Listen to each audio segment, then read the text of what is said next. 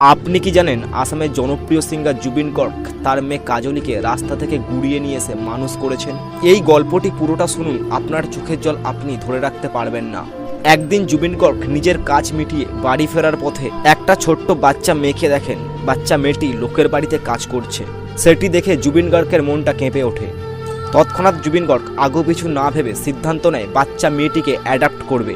এছাড়াও জুবিন গর্গ সেই বাচ্চা মেয়েটির জন্য কোর্টে লিগ্যাল ব্যাটল লড়েন এবং জুবিন গর্গ সেই মেয়েটি শুধু জীবন বাঁচায়নি, তার সঙ্গে মেয়েটিকে নিজের মেয়ে রূপে স্বীকার করেন এবং সেই বাচ্চা মেয়েটির নামকরণ করেন কাজলি। মেয়েটির সব পড়াশোনার দায় দায়িত্ব জুবিন গর্গ নিজের কাঁধে তুলে নেন। এছাড়াও জুবিন গর্গ এবং তার ওয়াইফ গারিমা আরও 15টি বাচ্চাকে অ্যাডাপ্ট করেন। কোভিড-19-এর সময় জুবিন গর্গ তার বাড়িটিকে কেয়ার সেন্টার বানিয়ে দেয় মানুষের সুবিধার্থে। এটাই হলো জুবিন গর্গের সাচ্চা ক্যারেক্টার। মিউজিকে সাকসেস পাওয়ার পরেও কখনো নিজের পায়ের তলা মাটি ভুলে যাননি তিনি। ওনার কণ্ঠস্বর চলে যাওয়ার পরেও কখনো হেল্পিং নেচার বদলায়নি।